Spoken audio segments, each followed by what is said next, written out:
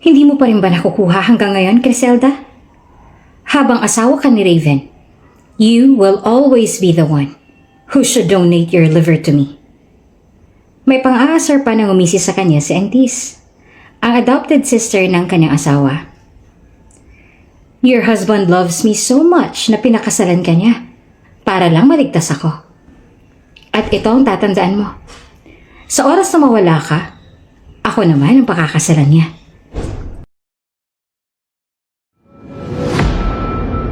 Kung bago ka pa lang sa channel na ito, Ate Jane TV, huwag kalimutang pindutin ang notification bell and subscribe button.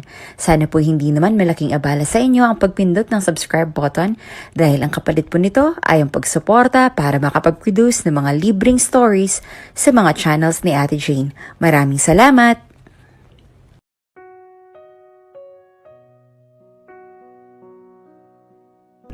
Nagtagis ang bagang ni Criselda dahil sa sinabi ni Entis. Ganun pa man, ay pinigil niya ang kanyang sarili na huwag itong mapagtaasan ng boses.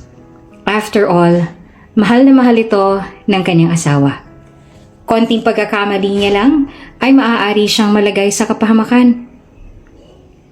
Huwag kang masyadong umasa, Entis.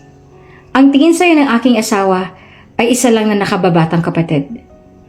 Kahit kailan na hindi ka niya magugustuhan at mamahalin. Dahil ako lang ang nag-iisang mahal niya. At ako ang pinakasalan niya. Ngumiti si Criselda kay Entis bago dumukwang at inayos niyang kumot ito. Kaya mabuti pa, itigil mo ng pag-aasyo mo. Mabait lang sa'yo ang asawa ko dahil ang ama mo ang nagligtas sa kanya noon. Humalakak naman si Entis sa kanyang sinabi. Aagawin ko siya sa'yo. And I'll make sure that he sees more than a sister. Kaya ngayon pa lang, ay naaawa na ako para sa'yo, Criselda. But I'm also thankful. Sa ginawa mong to ay binigyan mo lang ako ng pagkakataon para mas makasama si Raven ng matagal at matupad namin ang lahat ng pangarap namin na maging isang masaya at kumpletong pamilya. Naputol din ang kanilang pagtatalo nang pumasok na sa loob ng kwarto si Entis ang asawa niyang si Raven. Katulad ng madalas sa gawin ni Entis at tuwing nasa malapit ang kanyang asawa ay nagsasakit-sakitan na naman ito.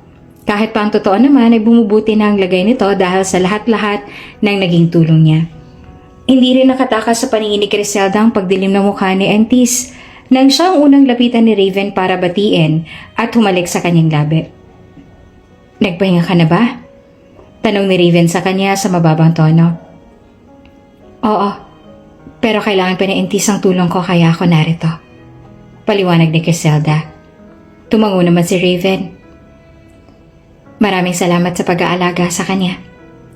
Pinagmasdan ni Criselda kung paanong kumislap ang mga mata ni Entis nang lapitan nito ni Raven at nagkunwari naman itong hinang-hina para tulungan nito ni Raven na maupo. Iniinom mo na ba ang gamot mo? Tanong ni Raven. Oo, Raven. Pinainom na ako ng mga doktor ng gamot ko. Sagot naman ni Entis sa kunwari ay nangihinang boses. Huwag ka munang magkikikilos at baka may mangyari ulit sa'yo. Paalala ni Raven kay Entis. Hindi ba't ang sabi sa'yo ng doktor ay kailangan mong magpahinga para mas mabilis ang pagbalik ng lakas mo? Huwag kang masyado mag-alala sa akin, Raven. I am stronger than you think. Tumawa naman si Entis at saka pinakita ang muscles. Ngumiti naman si Raven sa anasal nito. If you're a superhero, kailangan mo pa rin alagaan ang sarili mo para hindi ka maging sakitin.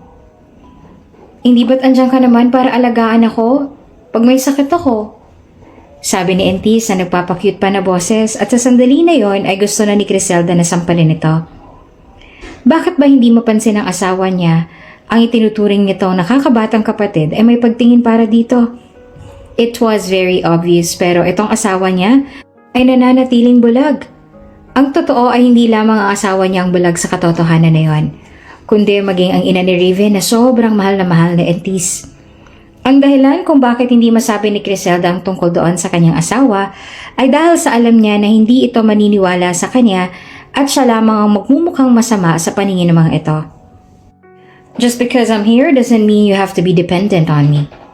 Paalala ni Raven kay Entis sabay pintik nito ng noon ni Entis ng umuso.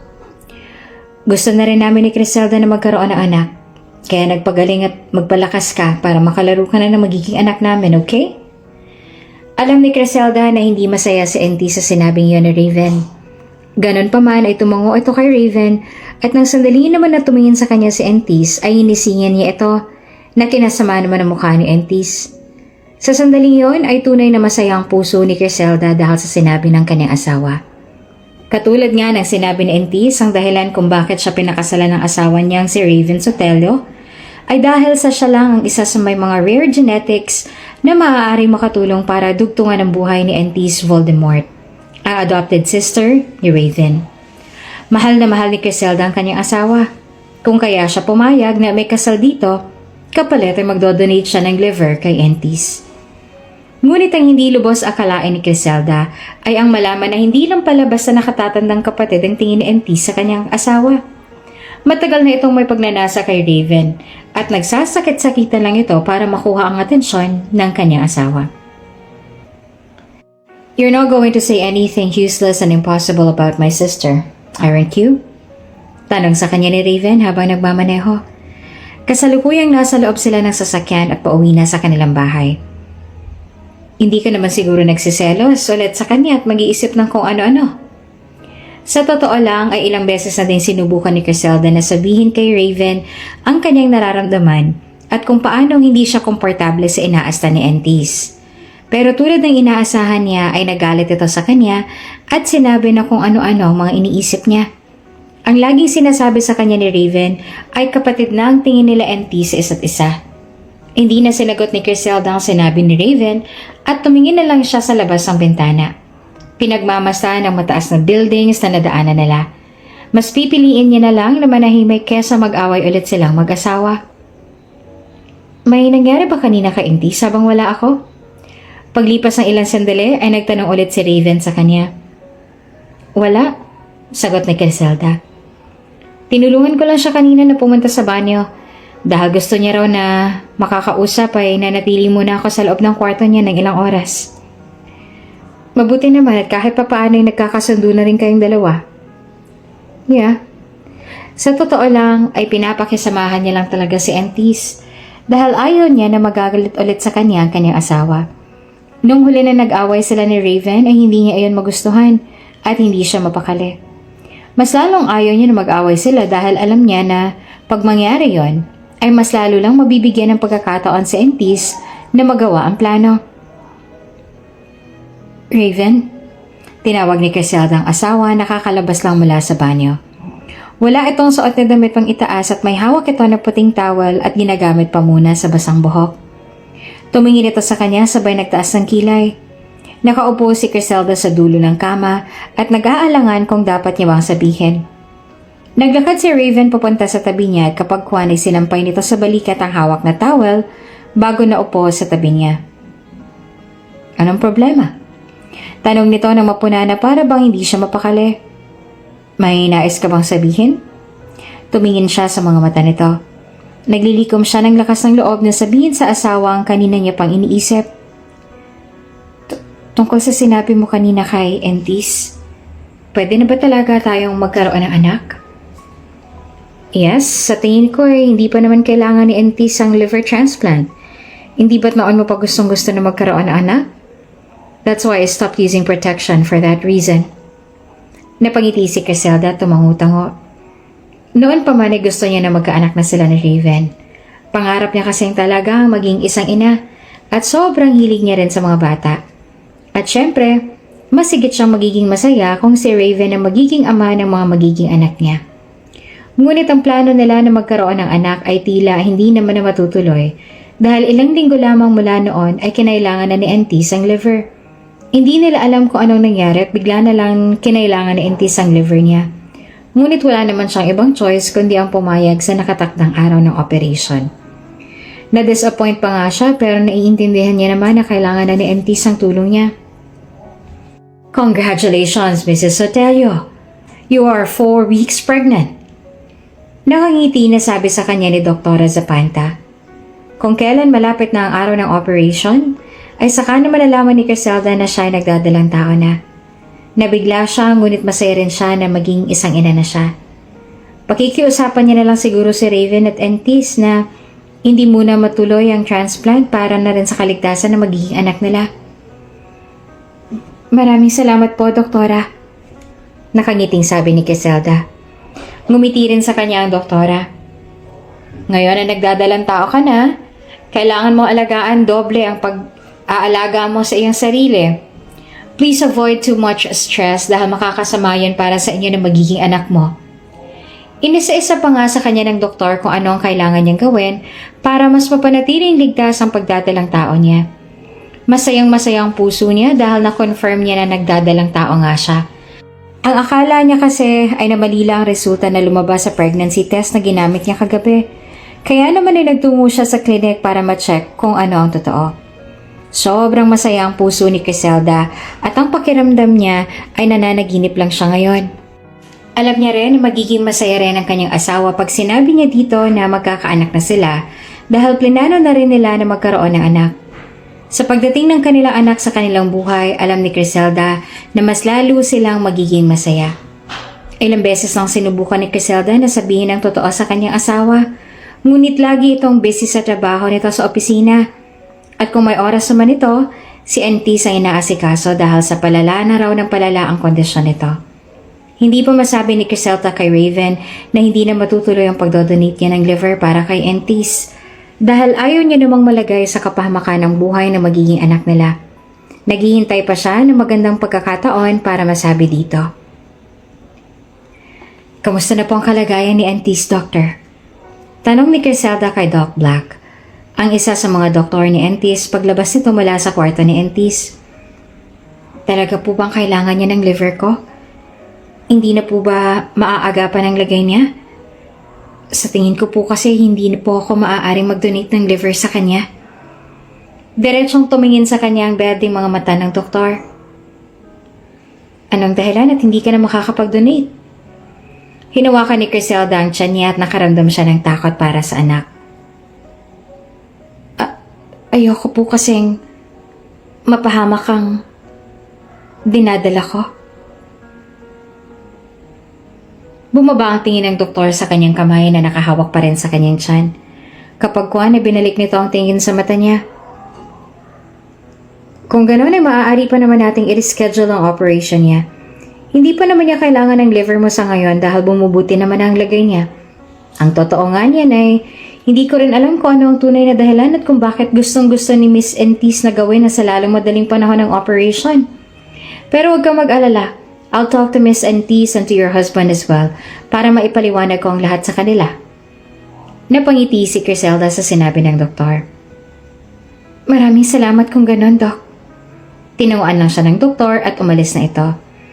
Ang akala ni Criselda ay sobrang sungit ng doktor na yon dahil sa tuwing nagkikita sila ay hindi man lang itong umingiti. Buti na lang at mabait din pala at saka nauunawaan ang sitwasyon niya. Samantalang na makaalis ang doktor, ay lumabas naman si Entis mula sa kwarto nito. Nakaupo ito sa wheelchair at masama ang tingin nito sa kanya. Narinig pala nito ang lahat ng pinag-uusapan nila ng doktor kanina at hindi nito iyon nagustuhan. Entis, mabuti naman at nakakakilos ka na ng mag-isa. Sabi niya dito nang may pag-aalala bago ito nalapitan. Tutulungan na kita para hindi ka mahirapan. Hindi niya na natapos ang sasabihin nang biglang tumayo si Entis at walang ano-ano ay sinampal niya ng sobrang lakas na naglika ng malutong na tunog. Gulat na napahawak si Criselda sa mukha niya at nanlalaki ang mga mata na tiningnan niya ito. Walang kahirap-hirap na tumayo ito, na para bang wala naman itong malubhang sakit. Sobrang kati mo rin talaga, no? Sigaw nito sa kanya. At nang hindi pa makontento, malakas nitong hinila ang buhok niya dahil sa ayaw ni Criselda na masaktan si Entis. Dahil sa may sakit ito ay hindi na siya gumanti pa at napahawak na lang siya sa kamay nito na may hawak sa buhok niya. Bakit? Ano bang ginawa ko? Nasasaktan na tanong ni Criselda. Pati ba naman ang doktor ko ay nagawa mo ring landiin? Hindi ka na talaga nakontento kay Raven. Mas lalo pang lumakas ang pagkakasabunot nito sa kanya. At talaga napapuntis ka pa kay Raven, ha? Malandi ka talaga. Malandi ka. Asawa ko sa Raven, Entis. Walang problema kung magkaanak man kami. Aray, bitawan mo nga ang buhok ko. Walang hiya ka talaga, Criselda. Walang hiya ka. Bakit ba kasi ikaw pang minahal ni Raven? Bakit hindi na lang ako? Ano bang meron ka na wala ako, ha? Mas maganda naman ako sa'yo at mas matagal na kami magkakilala. Hindi rin hamak na mas mayaman ako sa'yo. Bakit ikaw pang pinili niya at ikaw ang pinakasalan niya, ha? Bakit ikaw pa? Nanlaki ang mga mata ni Criselda nang bigla siyang tinulak ni Entis, dahilan para mapaupo siya sa sahig. At dahil sa lakas ng pagkakatulak nito sa kanya at sa lakas din ng pagbagsak niya, ay napahawak si Criselda sa kanyang tiyan sa sobrang sakit. Nilukob ng takot ang buo niyang pagkatao. Sobrang sakit na nararamdaman niya. Takot na takot siya para sa anak. Criselda! Boses iyon ni Raven na nang sandaling marinig si Entis ay agad na kunwari na nasaktan. Naupo ito sa sahig at para bang hirap na hirap.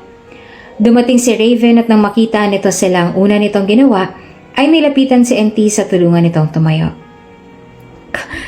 Raven? Umiiyak na sabi ni Entis sabay yakap maging kay Raven. Anong nangyari? Naguluhan naman na tanong ni Raven habang ang mga mata ay na kay Criselda na hirap at napapabaluktot sa sakit ng tiyan. Tinulak niya ako ng malakas. Umiyak na sabi ni Entis at sinubukan na magpaawa.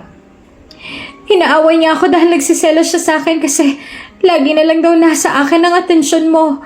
Ang sabi ko naman sa kanya ay dahil lang yun sa may sakit ako pero ayaw niyang maniwala at sinaktan niya pa rin ako. Hindi. Nahihirapan na nagsalita si Criselda. Hindi yan totoo. Siyang nanakit. Wala akong ginawa sa kanya at nagpapanggap lang siyang may Hindi niya nagawang tapusin ang sasabihin dahil pagalit na pinutol ni Raven ang pagsasalita niya. Stop lying, Criselda. Alam ko kung anong totoo. Ginawa mo na to noon. Kaya hindi malabo na ikaw ulit ang may kasalanan nito ngayon. Hindi na nagawa pa ni Criselda na ipagtanggol ang kanyang sarili dahil tuluyan na siyang dinugo at nawalan na rin siya ng malay. Nang magising si Criselda ay mag-isa lamang siya sa loob ng silid. Agad niyang hinawakan ng tiyan niya at labis ang takot na nadama niya para sa anak. Natatakot siya na baka may kung anong masama mangyari sa anak niya. Bumukas ang pinto at pumasok sa loob si Raven at si Dr. Black. Walang emosyon ang mukha ni Raven na lumapit sa tabi niya na para bang wala malang itong pag-aalala para sa kanya. Kamusta ang anak ko? Tanong ni Criselda. We can have another child, Raven said nonchalantly. The baby didn't survive. Hindi na napigilan ni Criselda ang pagbuhos ng kanyang mga luha sa pagkawala ng anak niya at mas lalo pa siyang nasaktan dahil para bang baliwala lamang kay Raven ang nangyari. Hindi man lamang ito nagalit kay Entis at mas inuna pa nito ang babae na yon kesa sa kanya na sarili nitong asawa at may higit na kailangan dito. Isang tawag lang ng nurse kay Raven at sabi na kailangan nito ni Entis ay iniwan agad siya nito. Don't cry. Malamig na sabi sa kanya ni Dr. Black na naiwan niyang kasama sa loob ng silid. I lied to your husband. What? Your baby's safe, don't worry. He's stronger than you think. Sa kabila ng nangyari ay sobrang masaya si Criselda na nagawang makaligtas ang anak niya. Hindi niya na rin masyadong kina-question ang dahilan ni Dr. Black kung bakit nito nagawa na magsinungaling. Sa halip ay laking pasasalamat niya pa na ginawa iyon ni Dr. Black. Nang sandaling yon ay nasabi ni Criselda na hindi niya hahayaan ang anak niya na lumaki na may ganoong klaseng ama. Kung kailangan niyang palakihin mag-isang bata ay gagawin niya. Huwag lang itong lalaki na kasama ang ama nito. Gusto mo ba umuwi na tayo? Tanong ni Raven sa kanya. Hindi pa man ito sabihin ay alam ni Criselda na galing na naman ito sa silid ni Entis para mas unang alamin kung ayos lang ba ito kaysa sa kanya na asawa nito. Nakausap ko ng doktor. Ang sabi niya ay pwede ka na raw makauwi at sa bahay na magpahinga. Pero kung gusto mong manatili dito, gusto ko na umuwi. Sagot niya bago tumingala sa mga mata ni Raven. Sa amin. Gusto ko nang bumalik sa pamilya ko. What? Let's get a divorce, Raven. Ayoko na. Gusto ko na makipaghiwalay sa'yo. Natigilan si Raven sa kanyang sinabi. You don't know what you're talking about, Criselda. Hindi ba ang usapan natin noon ay magpapakasal tayo kapalit ay magiging liver donor ka na Entis? Ayoko na, Raven. Sawa na ako na ang tingin mo lang sa akin na isang liver donor na magliligtas sa kapatid mo. Kesa tingnan mo ako bilang asawa mo. Mariin na napapikit si Raven sa Ines sabay minasahayang sentido. Iyon na naman bang dahilan kung bakit gusto mo na makipag-divorce? Ilang ulit ko bang sasabihin sa'yo na kapatid ko si Entis? Kesyo anak pang maging tingin mo sa kanya, wala akong pakialam. Gusto ko na makipaghiwalay sa'yo. Sawa na ako. I'm exhausted from constantly being ignored and treated like a cure for your sister's illness. I've reached my limit. And I think it's time for us to end everything. Buo na ang pasya ni Griselda na makikipaghiwalay ito kay Raven. Hindi niya hahayaan na lumaki ang anak niya sa ganoong klase ng pamilya. Mabuti na lang at sa ibang bansa sila kinasal ni Raven noon dahil yun ang gusto ng ina nito kaya mabilis ang process ng kanilang paghihiwalay. Noon lang napagtanto na nakakadiri pa lang paggamit niya sa apelyido na Sotelio. Lady Griselda, nakahanda na po ang divorce paper. Pirma na lang po ninyo ng iyong asawang kailangan at mawawala na ng bisa ang kasal ninyong dalawa. Tinanggap ni Griselda ang brown envelope na inabot ni Mr. Salvacion. Laman noon ay divorce paper na may pirma niya na. Ginamit ni Griselda ang mga connections niya kaya mabilis ang naging proseso ng divorce na ni Raven. At kahit anong gawin na pagpigil ng mga Sotelio sa nais niyang mangyari, ay wala silang nagawa. After all, hindi pa kilala ni Raven ang tunay na pagkatao ng asawa nito. At lahat sila naniniwala sa kasinungalingan niya ngayon. Sign it now, Raven. Nakaupo ngayon si Griselda sa harapan ni Raven. Kanina pa siyang naiinis dahil hindi pa rin ito pinipirmahan ng divorce paper na nakalatag sa harapan nito. Hindi mo alam ang ginagawa mong to, Griselda. If I sign that, you will regret it later. Saad ni Raven. Wala akong kahit anong pagsisisihan, Raven. Being with you for the last 2 years was the biggest mistake of my life. Think of it first, Griselda. Mabibigyan kita ng maayos sa buhay kung mananatili ka sa piling ko. Kailangan na entis ang liver mo. Hindi ba't yan ang naging usapan natin noon kaya tayo kinasal? Gusto ni Griselda na mapangiti na mapait. Matapos ang lahat ng mga nangyari ngayon ay nasa isip pa rin nito ang adopted sister nito. She will not have my liver, Raven. Hindi ko ibibigay sa kanyang liver ko. You signed that contract. And this is what it says when we got married. You will give my sister half of your liver. Hindi mo ba naiintindihan ang sinabi ko, Raven? Hindi ko ibibigay sa kanya ang liver ko. Marahil ay naging tanga ako at pumayag ako sa gusto mo mangyari noon. I used to be foolish. But since I've learned from my mistakes, nagising na ako sa katotohanan. Walang makakakuha sa liver ko. Bakit mo ba ginagawa ang lahat ng to? Dahil sa pera? Tell me how much you want and I'll give it to you. Do you still think I married you because of your money? Ngumiti si Griselda at napailing. You're so naive. So stupid, Raven. Niloloko ka na ng lahat ng tao sa paligid mo. You can't even tell who's real or not. Pareho kayo ng mama mo na tanga. And let me tell you this. Hindi ko kailangan ng pera mo. I don't need anything from you. From a mistake I've ever committed. How dare you to say that? You ungrateful brat! Galit na galit sabi ng ina ni Raven. Sabay malakas na tumama ang palad nito sa mukha niya. Kung talagang gusto mo makipaghiwalay sa anak ko, at ang tingin mo sa naging pagsasama ninyo ay malaking pagkakamali, then leave. But I'm telling you, don't regret anything dahil sa oras na umapakas palabas ng bahay na to, you will never be part of the family at wala ka ng kahit anong babalikan pa. Ngunit bago pa man matapos ni Valencia ang sasabihin, tumayo na siya. Oh, before I leave, there's one thing I wanted to tell you. Binitin pa ni Griselda ang sasabihin. Tiningnan niya ang dalawa na para bang may pang-aasar sa kanyang tingin bago gumuhit ang ngiti sa labi niya. at itinuloy niya na ang kanyang sasabihin. Just make sure that I will be the one who will regret after this. Be careful. Baka pagdating ng panahon, ay kayo palang magsisi.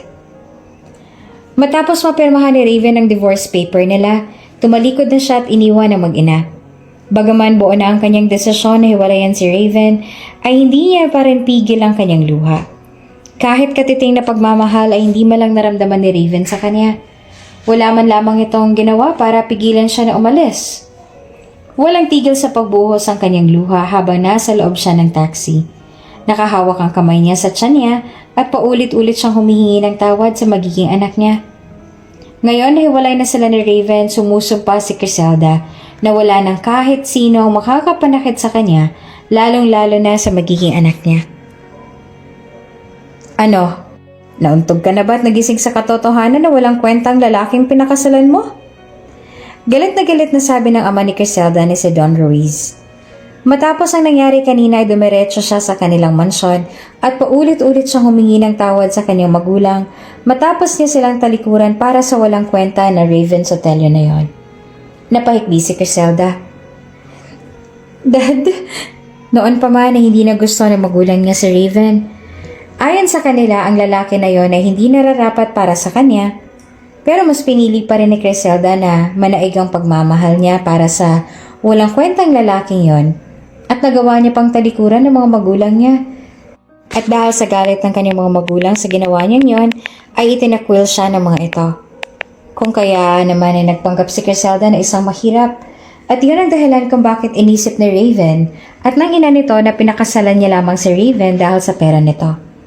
Ngayon ay napatunayan ni Criselda na tama nga ang kanyang mga magulang. Matapos ang 2 taon ay sakalang siya nagising sa katotohanan. Ilang beses ko namang sinabi sa iyo na ang lalaking yon ay walang kwenta, pero hindi ka nakinig sa akin. Bagkos ay siya pa rin ang pinili mong pakasalan. Sad ulit ni Don Ruiz. Ngayon ano, ikaw pang nasasaktan. Kung sana lang ay nakinig ka sa sinabi ko noon, hindi na mangyayari ang lahat ng to. Hindi ka na sana umiiyak at nasasaktan dahil sa isang lalaki, Criselda. I'm sorry, Dad. Mom, patawarin niyo ako kung hindi ako naniwala sa inyo noon. Patawarin niyo ako kung mas pinili ko si Raven kaysa sa inyo. I'm so sorry. Iyak nang iyak si Criselda sa harap ng kanyang mga magulang. Ang ama niya ay nananatili na madilim ang mukha habang ang kanyang ina naman ay nahahabag na makita siya sa ganitong sitwasyon. Let's give her a chance, Ruiz. Saad ni Aliana sa asawang si Ruiz. At kahit gaano pa mang kagalit ang mga magulang niya dahil nga sa mali niyang desisyon, ay hindi naman nila magawa na tiisin ang bunso nilang anak. Pinatuloy pa rin siya ng mga ito sa kanilang tahanan kung saan ang tingin sa kanya ng lahat ay isa siyang tunay na prinsesa at hindi lang isang liver donor ng adopted sister ng dating niyang asawa. Lady Criselda, ngumiti at yumuko sa kanyang harap ang tapat niyang butler na si Cloud Montero. Masaya po ako at nagbalik na kayo, Lady Criselda. Kaya tagal po naming hinintay ang inyong pagbabalik. Ngumiti rin si Criselda. Maraming salamat, Cloud. Ikaw pa rin ba magiging butler ko? Sa ngayon po ay ako ang butler ng iyong nakakatandang kapatid. Pero sa tingin ko po ay maaari niyo rin po akong hilingin kay Lord Regulus na ako rin po ang maging butler ninyo. Tumango si Criselda dito. Salamat, kakausapin ko na lang ang kuya pagdating niya mamaya. Dumiretso na siya sa dati niyang silid para magpahinga. Napakarami nang nangyari kay Criselda ngayong araw na to. At sobrang na-overwhelm na siya sa lahat ng pangyayari. Gusto niya na munang ipahinga ang sarili niya. Sa labis sa pagod ng katawan niya at isip ay nakatulog si Criselda. Makalipas ang ilang oras ay nagising siya mula sa isang katok. Lady Criselda, pumasok sa loob ng kwarto niya si Cloud na may dala ng pagkain para sa kanya. May dala akong pagkain para sa inyo. Batid kong gutom na kayo kaya kumain muna kayo. Nilapag ni Cloud sa wooden bench na nasa paanan ng kama niya ang dalang pagkain. Nagpasalamat naman si Criselda dito. Si Cloud ay kababata niya at mula ng 10 taong gulang pa lamang ito ay nagtrabaho na ito sa kanilang pamilya bilang isang butler. Katulad ni Criselda ay galing din sa mayamang pamilya si Cloud. Pero mas pinili nito na manilbihan sa kanilang pamilya bilang pasasalamat sa kabutihan ng magulang niya sa pamilya nito. Unang naging butler ng kuya niyang si Regulus si Cloud. Ngunit noong mag-15 taong gulang na si Criselda, itinalaga ng mga magulang niya si Cloud para maging butler niya. Matapos ang lahat ay nananatili na tapat sa kanila at kanilang pamilya si Cloud. Batid ko na hindi mo magugustuhan ang luto ng bagong chef kaya ako nang naganda niyan para sa'yo. Ngumiti sa kanya si Cloud. Kumain ka na. Nakabalik na rin si Lord Regulus ngunit mas mainam kung kakain ka muna bago mo siya kausapin. Yumuko sa harapan niya si Cloud bago lumabas ang kwarto niya. Sinimulan na rin ni Criselda ang kumain. Walang nagbago. Kahit 2 taon mula nang umalis siya sa mansyon nila, ay tandang-tanda pa rin ni Cloud kung ano ang timpla na gusto niya. Matapos niyang kumain ay hinanap niya kung saan ang kuya niyang si Regulus para makausap ito at makahingi siya ng tawad sa lahat ng nangyari. Ganun na lang ba talaga lahat ng yan para sa'yo, Criselda? Matapos mo kaming iwan para piliin ang walang kwentang lalaki yon? Bigla ka na lang babalik na para bang walang nangyari? Ganun ba yon? Naiinis sa tanong ni Regulus. I'm sorry, kuya. Umiiyak na sabi naman ni Criselda. I know, sobrang laki na naging kasalanan ko sa inyo. Patawarin mo ako kung nagawa ko man kayong talikuran nila mom noon. I am very sorry if I didn't listen to you. Napailing sa kanya si Regulus. Alam ni Criselda kung gaano siyang kamahal ng kuya niya. Prinsesa ang turing nito sa kanya. At mula bata pa ito ay ito nang nagtanggol sa kanya. Kaya nauunawaan niya kung galit man ito sa kanya matapos niyang magawa na talikuran nito para sumama kay Raven. At kahit ano ay handang gawin ni Criselda para lamang muli niyang makuha ang kapatawaran nito. Kahit gaano pa katagal ay kaya niyang hintayin. Kahit lumuhod pa siya sa harap nito ay gagawin niya, muli lang siyang mapatawad ng pamilya niya. Palibhasa, alam mo na isang iyak mo lang sa harap namin. Isang hingi mo lang ng tawad. Mapapatawad ka namin kaagad. Saad ni Regulus bago siya niyakap ng mahigpit. Don't cry. Ang mahalaga ay nagbalik ka na. At wala ka na sa piling ng walang kwenta mong asawa. At wala kang galos na binalik sa amin. Masaya rin ako at nagising na sa katotohanan na walang kwenta ang lalaking pinakasalan mo. Mas lalong umiyak si Criselda habang yakap siya ni Regulus. I'm very sorry for everything I've done, kuya. At maraming salamat sa pagpapatawad sa akin. Masaya si Criselda dahil matapos ang lahat ng mga mali niyang desisyon sa buhay, ay napatawad pa rin siya ng pamilya niya at tinanggap siya ulit ng mga ito. Laking pasasalamat niya na hindi lalaki ang anak niya na iniisip na kinagagalitan nito ng lahat ng tao sa paligid nila. At masaya rin ang magulang ni Criselda nang sabihin niya na nagdadalang tao siya. Kahit walang kwenta ang ama ng pinagbubuntis niya. At tanggap na tanggap nila ito dahil wala namang kasalanan ng bata sa maling nagawa ng ama nito. Matapos ang lahat ng mga nangyari sa kanya noon sa piling ni Raven, matapos ang lahat ng sakit na napagdaanan niya, sumumpa si Criselda sa sarili na kahit anong mangyari ay hindi niya na ulit hahayaan ang sarili na maging tanga sa pag-ibig. Hindi na ulit siya mabubulag sa sobrang pagmamahal niya sa isang lalaki at hindi na ulit siya iiyak dahil sa kanila. At sinusumpa niya rin na lahat ng mga nagparamdam sa kanya ng sakit, lahat ng naging dahilan para tumulo ang luha niya ay magsisisi sa ginawa sa kanya. Nagawa ko na pong lahat ng pinag-uutos niyo sa akin, Lady Criselda. Nakausap na po namin ang malalaking investors ng Sotelio Group at halos lahat po sa kanila ay pumayag na mag-withdraw ng investment sa mga Sotelio kapalit ng sinabi ninyo. Ngumiti si Criselda sa magandang balita na hatid ni Mr. Salvacion. Mabuti naman kung ganon. Pero huwag po kayong titigil. Gusto kong tuluyan na bumagsak ang mga Sotelio. At gusto ko rin na makita ng dati kong asawa na nagkamali siya ng pinili niya ng paniwalaan.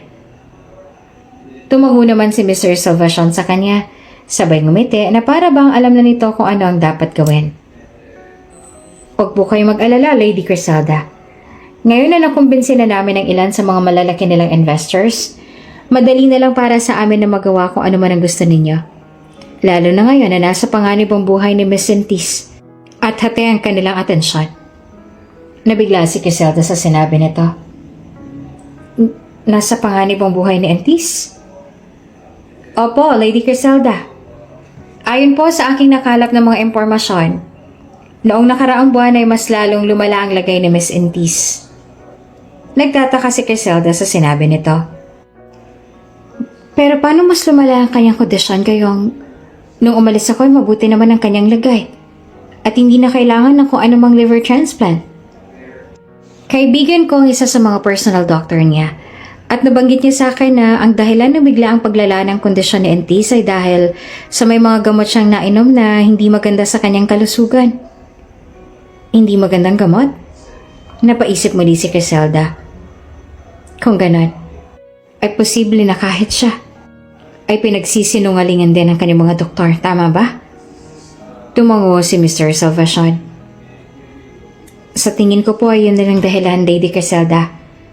Lalo pa may kasalanan ng ama ni Entis sa ama ng isa sa mga magaling na doktor na siyang tumitingin sa lagay niya. Ang ama ni Miss Entis ang dahilan kung bakit namatay ang ama ng isa sa mga doktor niya. Sa katunayan ay biglaan ang pagsiwalat ng katotohanan sa likod ng mga nangyari noon. Sa tingin ko ay mas malaking tao ang nasa likod ng lahat ng to. Hindi po ba kayo yon, Lady Criselda? Umiling si Criselda na puno ng gulat at pagtatakang itsura.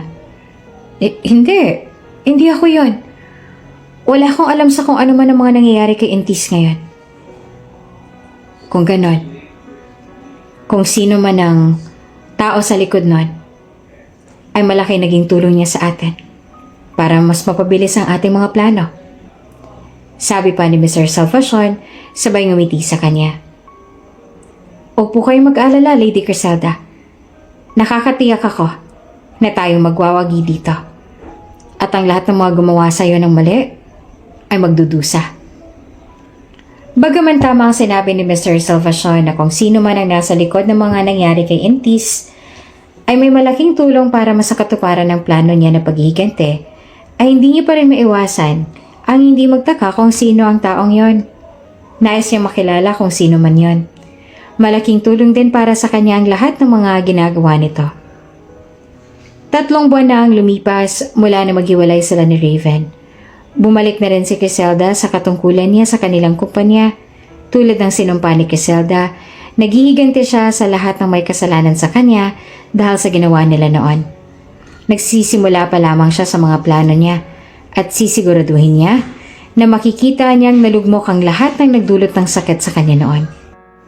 Kuya, tinawag ni Criselda si Regulus na seryoso nakaupo sa swivel chair at may kung anong ginagawa sa laptop na nasa harap niya.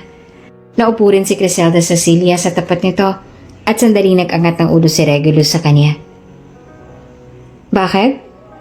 Tanong nito habang ang mga mata ay nasa laptop pa rin ito. May naisa na akong itanong sa'yo. Ano yon? Anong klase ng gamot ang binigay mo sa mga doktor ni Entis para ipainom sa kanya? Tumigil si Regulus sa ginagawa at tumingin sa kanya sabay ngumisi. Oh, so you already know about that. Hindi yun mahirap mahulaan, kuya. Kayo lang ang tanging may alam tungkol sa plano ko na paghihigante. At base sa lumalalang lagay ni Entis ay mataas at magandang uri ng gamot ang naiinom niya. At ang pharmaceutical mo lang naman ang may kaya na makapag-produce ng ganong uri ng gamot. Mahina na tumawa si Regulus. Masaya ako sa papuri mo sa pharmaceutical ko, Criselda. Pero huwag kang mag-alala. Pinag-eksperimentohan ko pa lang naman ang kapit ng dati mong asawa. It turns out na sobrang effective pala nung naging experiment ko. At masasabi ko na successfully yon. Masaya ako sa ginawa mong to, kuya. At masaya rin ako dahil tulad ng sabi mo, ay successful ang naging experimental mo. Pero kuya, please don't get involved with this. Ayoko madungisan ang pangalan mo dahil lamang sa nais kong magigante. Huwag kang mag-alala. Walang sino man na nakakaalam na ako nasa likod ng lahat ng yon. Magaling yata ako maglihim. Nais ko lang naman na maramdaman niya ang sakit ng nararamdaman mo noon dahil sa pagtataksil nila sa'yo. At isa pa, Malaking tulong din ang babaeng yon para sa lahat ng mga experiments ko. At kahit na pinigilan na ni Criselda ang kuya niya sa mga plano nito, ay hindi pa rin ito nagpapigil. Itinuloy pa rin ni Regulus ang kung ano mang ginagawa at si Entis pa rin ang napili nitong pag-eksperimentohan. Pasensya na, Mrs. Sotelio. Binasa ko na mabuti ang iyong proposal, ngunit sa nakikita ko ay wala akong makukuha na kahit anong benefit mula sa inyo. Mas lalo lamang lumalaki ang pangamba ko na baka pag nag-invest ako sa inyo ay mauwi lang sa wala. Dahil sa nababalitaan ko na lahat ng mga investors ninyo ay nag-pull out na at ang inyong kumpanya ay may kinahaharap na malaking issue. Hindi ko ilalagay sa kapahamakan ng pera ko. Kaya kung maaari ay humanap na lang kayo ng iba dahil wala kayong maaasahan sa akin. Pero hindi pa ba sapat ang napag-usapan na natin ang tungkol dito? Tanong ni Mrs. Sotelio. Oo nga, Mrs. Sotelio. Pero matapos ang lahat ng kinakaharap ngayon ng Sotelio Group, mas mainam kung hindi ko itutuloy ang proposal. Dahil ayoko na mauwi lang sa wala ang pera at pinagtrabahuhan ko. Napangisi naman si Criselda habang nakikinig siya sa sinabi ng taong inutusan niya na makipag-meeting sa mga Sotelio at paniwalaan na may nais pang mag-invest sa kumpanya nito. Ginawa niya yon para ipamukha sa kanilang lahat na wala ng kapangyarihan na dati hawak ng kanilang pamilya. At tulad nga ng gustong-gustong marinig ni Criselda, nagmamakaawa si Mrs. Sotelio sa taong inutusan niya. Ngunit walang nagawa ang pagmamakaawa nito. Mas masaya rin si Criselda dahil ang lahat ng pinaghirapan ng mga Sotelio ay unti-unti nang nauuwi sa wala. Maging mga doktor niya hindi masabi kung anong uri ng gamot ang iniinom niya para lumala ang ganyan ang kondisyon niya. Sabi sa kanya ni Mr. Salvacion, habang tinatanaw nila si Entis na nakaupo sa wheelchair na tulak-tulak ng isang nurse. Sobrang payat na ni Entis at wala nang dating sigla sa mukha nito. Para bang nangyayari na dito lahat ng mga ginawa nitong pagpapanggap noon. Gusto ni Criselda na matuwa sa nakikita niya ngayon, ngunit hindi niya maitatanggi na may iba siyang awang nararamdaman para kay Entis sa lahat na nangyayari dito. After all, hindi naman siya ganito dati. Hindi naman matigas ang puso niya. Sadyang nang dahil lang sa sakit na dinulot nila sa kanya, ay nagkaganito siya. Hindi ba't nararapat lang para sa kanya yan, Lady Criselda? Tanong ni Mr. Salvacion. Nagsisimula pa lang tayo sa pagpaparamdam sa kanila ng hirap. Pero tila malapit na agad silang sumuko. Hindi sumagot si Criselda at nanatili lang siya na nakatingin kay Entis hanggang sa ipasok na ng nurse ito sa loob ng ospital. Nais lang sana ni Criselda na makita si Entis at umuwi kaagad, ngunit hindi niya inaasahan na masasaktuhan sila ni Dr. Black. Tinignan ni Dr. Black ang tiyan niyang malaki na. How have you been? Maayos naman kami. Maayos din ang bata. Sagot niya. Tumingin sa mga mata niya si Dr. Black at tumango. Mabuti naman kung ganon. I hope you give birth safely. Yes, I also hope for that. Sabay ngumiti si Criselda dito. Maraming salamat ulit sa ginawa mo noon. No worries. You are also doing great. She has finally have a taste of her own medicine. Ha? Alam kong ikaw ay nasa likod ng lahat ng mga nangyari ngayon sa Sotelio at sa paglala ng sakit ni Miss Entis. Natigilan si Criselda sa sinabi ni Dr. Black. Don't worry. Ako lang nakakaalam tungkol dito. And I'm on your side. At ang higit pang nagpabigla kay Criselda ay ang sunod nitong sinabi. I was giving her the medication. Her father killed my father. Bagaman masaya siya na nasa side niya ang kampi ni Dr. Black, ay hindi pa rin niya maiwasan na mag-alala sa lahat ng mga maaaring mangyari. Ngunit patuloy siya sa pagganti hanggang ang mga Sotelo ay tuluyan ng malugmok. Nakakaawa ka naman, Raven Sotelio. Saad ni Criselda habang pinagmamasa ng dating asawa na sobrang stress ng itsura dahil sa lahat ng nangyayari sa Sotelio Group. Kasalanan mo pa naman kasi kung bakit niyo nararanasan ang lahat ng to. Kung sana ay naging tapat ka sa akin at akong pinili mong paniwalaan, hindi to mangyayari. Bantay sarado niya pa rin ang bawat galaw ng mga Sotelio at inaalam niya kung ano ang mga nangyayari sa kanila sa lahat ng mga ginagawa niyang paghigante. Sobrang lugmok na ang Sotelio Group. At lahat ng mga pinaghihirapan nila ay nauuwi na sa wala. Sobrang laki ng pinagbago ng itsura ni Raven na halatang sobrang stress na sa lahat ng mga nangyayari. Mapayat na ito na para bang hindi na natutulog at para bang hindi na rin nakakapagpagupit sa haba ng buhok. Sigurado ka ba sa pasya mo na itigil lang lahat ng to kay Zelda? Naniniguro na tanong sa kanya ni Regulus. Opo, kuya. Sa tingin ko ay sapat na yan bilang kabayaran sa lahat ng mga ginawa nila sa akin. Nasaksihan ko na kung paano silang nalugmok at magdusa. Sapat na sa akin yan. Kung yan ang pasya mo ay yan din ang gagawin natin. Huwag kang mag-alala. At sasabihin ko ang mga taong inutusan ko na itigil na ang kanilang gagawin. Para sana mas lalong masira ang mga sotelyo. Matapos ang pasya ni Griselda na itigil na ang kanyang paghihigante, ay umalis na siya ng bansa at mas pinili na lang na sa Italy manirahan at isilang ang kambal niyang anak. Doon ay binuhay niya ang 2 anak ng malayo sa gulo at hindi nakikilala ang kanilang ama. Mas panatag si Griselda sa bansang iyon at hindi na sumasagi sa isip niya na bumalik pa sa Pilipinas at mas lalo na hindi niya iniisip na maging malapit ulit ang anak niya sa kanilang ama.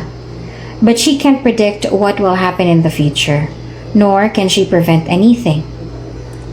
Mommy, babalik na po talaga tayo sa Pilipinas? Tanong kay Griselda ng kambal niyang anak gamit ang wikang Italian. Oo mga anak Kailangan nating bumalik sa Pilipinas at pansamantala na doon muna tumira para mabantayan natin ang kalusugan ng Lolo Ruiz ninyo. Paliwanag naman ni Griselda sa mga anak gamit din ang wikang Italian. Yay! Sobrang excited na po kami! Oo nga po, Mommy! Gusto na po namin na puntahan ang bansa kung saan po kayo lumaki at ipinanganak. Sabi naman ni Trayvon na pumapalakpak pa sa sobrang excitement. Excited na po kami, Mommy! Mabilis na lumipas ang panahon habang nasa Italy sila. Ngayon ang kambal na sina Tyrone at Trayvon ay 7 taong gulang na. Matalino ang kambal. Higit na mas matalino ito kaysa ibang mga bata. Ayon sa doktor ng kambal ay may advance ang isip ng kambal. At kung mag-isip sila ay para bang mga nasa 15 years old na. Kaya magsalita ng kambal ng 5 lengguwahe. Tagalog, English, Italian, French, and Spanish. Ngunit ang mas madalas nila na gamitin sa komunikasyon ay Italian dahil sa yun ang mas kinalikihan nila. Nag-aaral na rin ang 2 ngunit homeschooled lang at ngayon ay kailangan nilang pumunta sa Pilipinas dahil nagkasakit ang kanyang ama. Kailangan ito na magiging katuwang sa pagpapatakbo ng business nila doon. Hindi rin kasi matutulungan ng kuya niya ang kanilang ama dahil sobrang busy din ito sa business nila sa England. Mula nang isilang ang kambal ay ito pa lang ang unang beses na makakarating sila sa Pilipinas kaya naman sobrang excited ng dalawa. Ayaw din kasi noon ni Griselda na dalhin ang kambal sa Pilipinas dahil ayaw niya na mapalapit ang kambal sa kanilang ama. Ngunit ngayon ay wala siyang ibang choice dahil kailangan siya ng kanyang ama. Wow! Is this really Philippines? Manghana sabi ni Tyrone na makababa na sila mula sa kanilang private jet. It's beautiful! Sabi naman ni Trayvon. Hey, from now on, let's speak Tagalog na. Napapangiti si Griselda habang nakikinig siya sa usapan ng kambal. Ganon din si Cloud na siyang may dala sa mga gamit nila. Kasama rin nila ang 2 butler na mga anak niya na bagaman mga Italian ay nakakaintindi na at marunong na magtagalog dahil isa sa mga rules ni Griselda ay kailangan nilang pag-aralan ng language na Tagalog dahil nahuhulaan niya na darating ang araw na ito at kailangan nilang tumira ng Pilipinas. Mommy, malayo pa po bang bahay nila Lolo?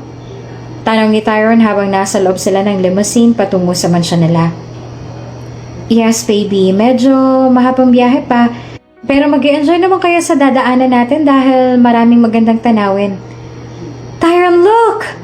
Tinuro ni Trayvon sa kakambal ang nadaanan nila mga baka. Ang daming white cows! Hala, oo nga. They look really awesome pala. Pareho na tumingin sa kanya ang kambal. Mommy, pwede po ba kaming sumakay ni Tyrone sa cow pag may time na po ikaw? Oo naman.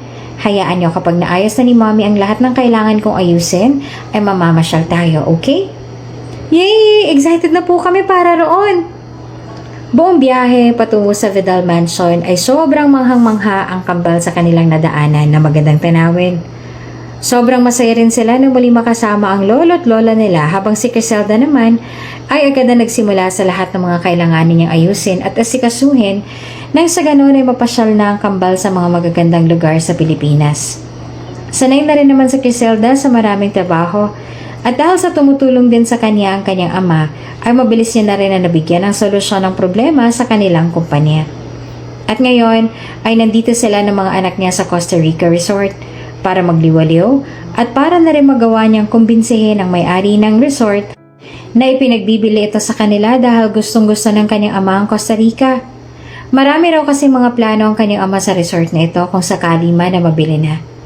Masaya rin si Criselda na siyang inatasan ng ama niya na pumunta sa Costa Rica para makausap ng may-ari dahil nakakapag-relax din sila ng mga anak niya. Mommy, mag-swimming lang po kami kasama si Cloud. Paalam ng kambal sa kanya. Kasunod ng dalawa ay si Cloud na ang bughaw ng mga mata ay animoy kumikinang sa ilalim ng sinag ng araw. Okay, pero huwag kayong masyadong makulit at baka mahirapan sa inyo si Cloud, ha? Paalala pa ni Criselda sa mga anak. Yes po, Mommy. Don't worry. Magiging mabait po kami ni Trayvon. Sagot ni Tyrone. Una na po kami, Lady Criselda. Paalam naman ni Cloud sa kanya at sinundan na ang kambal na masayang tumakbo. Binalik na rin ni Criselda ang tingin niya sa may-ari ng Costa Rica na kausap niya ngayon. Mga anak mo pala sila, Criselda? Yes. Nakangiting sagot niya. Kung ganon, sino ang kanilang ama? Yun bang lalaki na kasama nila kanina? Naglaho naman ang ngiti ni Criselda dahil sa tanong nito. Is gone. Hindi ko na alam kung nasa ng kanilang ama. Pasensya na kung naging matanong ako. Ngumiti si Criselda ng bahagya. It's okay. Ituloy na lang po natin ang ating usapan kanina. Samantalang sa isang yat nakaupo ang isang lalaki at nakatanaw sa malayo na para bang may malalim na iniisip. Sa sobrang lalim ng iniisip nito ay hindi nito napansin ang pag-upo ng kaibigan sa kanyang tabi at nakatanaw lang sa malayo. Ininom mo na ba ang gamot mo, Raven? Bumaling ang tingin ni Raven sa kaibigan na si Lance na nag-aalala na nakatingin sa kanya. Yeah, I did. Magpahinga ka na lang muna sana. Alam ko mahinang katawan mo sa tuwing iniinom mo ang gamot. Hindi lamang kaibigan ni Raven si Lance ngunit ito rin ng doktor niya. Naging magkaibigan sila dahil na rin sa tagal na nilang naging magkakalala at kulang na lang sa opisina na ni Lance tumira itong si Raven sa dami ng mga pinagdaanan nila. Lance? Tawag ni Raven. Why can't people be like waves? Napatingin si Lance kay Raven dahil sa biglang tanong nito. What do you mean? Bakit hindi sila bumabalik matapos silang umalis? Hindi tulad ng alon, na kahit ilang beses man umalis, patuloy na bumabalik sa yakap ng dalampasigan. Hindi naman katulad ng alon ng tao na kailangang bumalik kung saan sila nanggaling. The wave is a force of nature, habang ang mga tao ay may sariling isip at pakiramdam. Sa oras na nasaktan sila, ay malabong bumalik pa sila sa piling ng mga nanakit sa kanila. Paliwanag ni Lance. As much as possible, ayaw niyang i-sugarcoat ang mga sinasabi kay Raven dahil kailangan din itong malaman kung ano ang tunay. Hindi ko naman sinasadya na saktan siya. I was deceived by all their lies. Ang akala ko ay tamang ginagawa ko dahil yun ang asal na tinuro sa akin ng aking ina mula nung bata pa ako. Kailangan mong tandaan na hindi porket hindi mo siya sinasadyang saktan, ay magiging madali lang para sa kanila na mapatawad ka. Once you shatter a glass, you can never restore it to its original form. Even if your intentions to cause harm were unclear, the actions taken will undoubtedly leave lasting marks on them. Huminga ng malalim si Raven at muling binalik ang tingin sa malayo. Hindi niya sinasadya na masaktan noon si Criselda. Nabulag siya sa mga kasinungalingan ng kanyang ina at ni Entis sa kanya. Sinunod niya lang lahat ng gusto ng kanyang ina hanggang sa hindi niya na namalayan na unti-unti niya na palang nadudurog si Criselda sa ginagawa niyang yon. Nang mawala sa piling niya si Criselda, nang iwan siya nito ay saka lamang na pagtanto ni Raven ang lahat ng mga nagawa niya. Saka niya lang napagtanto kung gaano niyang kamahal ang dating asawa. Saka lang din siya nagising sa kasinungalingan ng kanyang ina at ni Entis. Ngunit ang mapagtanto niya ang lahat at magising siya sa katotohanan ay huli na ang lahat. Wala na si Criselda at tuluyan na siya nitong iniwan. Hinahanap niya ito ng sobrang tagal ngunit hindi na ito natagpuan. Hindi niya nagawa na makahingi ng tawad sa dating asawa. Hindi niya nasabi kung gaano siyang nagsisisi sa lahat ng kasalanan na nagawa niya. Hanggang sa paghahanap niya kay Criselda ay nawawala niya ang kanyang sarili. Matapos ang lahat ay nadurog si Raven ng sobra. It's like he was thrown away in the middle of the ocean, alone, and no one was there to save him. It's been more than 8 years, Raven. Mahabang panahon ang lumipas mula nang mangyari ang lahat ng yon. Pero patuloy mo pa rin na kinukulong ang sarili mo sa sakit at pagsisisi sa kasalanan na alam mo hindi mo naman sinasadya. Kailangan mo nang mapatawad ang sarili mo at matanggap na wala na talaga. Kung patuloy mong ikukulong ang sarili mo sa nakaraan na dapat ay nakabaon na sa limot, ay mas lalo ka lang na masasaktan. Let it go. Paliwanag ni Lance. Walang sinabi na kung ano si Raven. Tumayo lang ito at naglakad patungo sa railing. Mula sa malayo ay natanaw niya ang isang bouquet ng puting bulaklak. Ang itsura noon ay sa parabang bouquet ng bagong kasal. Alam ni Raven kung anong itsura noon dahil sa ganong-ganong itsura ng bulaklak na hawak ni Criselda noong ikinasal silang dalawa.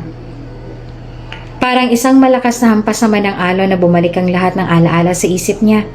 Nakita niya ang malanghel na mukha ni Criselda na nakangiti habang nakatingin sa kanya at ang mga mata ay punong-puno ng pagmamahal. The feeling was overwhelming. Hindi niya magawang makontrol ang lahat ng nararamdaman niya ngayon. Parang hinihingal siya at hindi makahinga sa bigat ng damdamin. At bago pa man mapagtanto ni Raven, ay nakaupo na siya sa gilid. Nakahawak ang isa niyang kamay sa railing at ang isa ay pilit na tinatakpan ng tenga niya habang mariin na nakapikit ang kanyang mga mata. Raven? Raven! Puno ng pag-aalala na sigaw ni Lance nang makita niya na sa ganitong sitwasyon. Hindi alam ni Raven kung anong sumunod na nangyari dahil abala siya na pilitin ang kanyang sarili na huwag isipin at pansinin ang lahat ng mga mata na pakiramdam niya ay nakatingin sa kanya at lahat ng boses na kung ano-ano mga sinasabi tungkol sa kanya. Maging ang kanilang tawa na para bang natutuwa na makita siyang nagkakaganito. Ngunit ang totoo, wala naman talagang mga mata na nakatingin dito. Wala naman talagang boses na kung ano-ano mga sinasabi. At wala naman tumatawa sa kalagayan niya. Ang lahat ng yon ay nararamdaman lang ni Raven.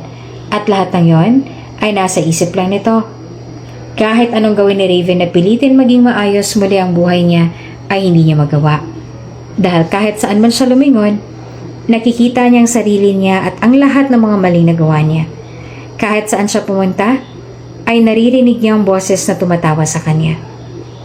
Pero sa kabila ng lahat ng pinagdaanan niyang hirap, ay pinipilit pa rin ni Raven na maging mabuti dahil kailangan siya ng kumpanya niya na pilit niyang sinalba sa gitna ng matinding digmaan sa puso at isip niya. Criselda, ang tagal kitang hinintay. Ang akala ko'y tuluyan mo na akong nilisan. Mahigpit na niyakap ni Raven ang dating asawa na nung pagmulat niya ng kanyang mata ay nakita niya ito. Ang mga labi at mata nito ay nakangiti sa kanya. Ang akala ko hindi mo na ako babalikan. Walang tigil sa pag-agos ang luha ni Raven habang yakap-yakap niya ng sobrang higpit si Criselda. Halos ayaw niya na itong bitawan sa takot sa oras na pakawalan niya ito sa kanyang bisig at muli na naman itong maglaho at maiiwan na naman siya mag-isa. Andito na ako. Saad ni Criselda na nakangiti pa rin sa kanya. Hindi na kita iiwan. Nandito lang ako sa tabi mo para sa'yo. Kaya bumangon ka na riyan. Kailangan mo nang pumasok sa opisina. Hindi ba nangako ka sa mga bata na mamamasyal kayo mamaya? Puno ng awa ang mga mata ni Lance habang pinagmamasdan si Raven na nakikipag-usap sa hangin. Na para bang nasa harap talaga nito ang babaeng mahal. Sa tuwing nagkaka-anxiety attack si Raven ay inaasahan na ni Lance na sa pagising ni Raven ay ini-imagine nito na nasa harapan ng babae na matagal na nitong hinahanap at kanyang mahal na mahal. At paglipas ng ilang sandali, ay natulala na lamang ito habang tumutulo ang luha sa tuwing napagtatanto na ang Griselda na kausap nito ay gawa lang ng imahinasyon nito. Maglilimang taon ang pasyente ni Lance Raven. At sa totoo lang ay may kaunti na ring improvement sa kondisyon nito. Mas malala ang unang 3 taon nito sa kanya. Para bang tuluyan ang nawalan ng saysay ang buhay ni Raven. Patapos sa trabaho sa opisina, ay matutulala na at kung ano-ano ng mga iniisip. Sobrang nakakaawang kondisyon ni Raven, lalo pat mag-isa na lang ito sa buhay. Ayon kasi mismo kay Raven, ay iniwan na rin daw ito ng ina dahil sa mga masasamang nangyari sa kanila noon. Buhay pa naman ang ina nito, ngunit tila ba wala nang pakialam sa sariling anak. Inumin mo muna ang gamot mo, Raven. Makakatulong to para kumalma ka. Sabi ni Lance kay Raven at binigay dito ang gamot. Wala man sa sarili na tinanggap at ininom yun ni Raven. Magpahinga ka na lang ulit. Maya-maya lang yan ay magiging ayos ka na ulit.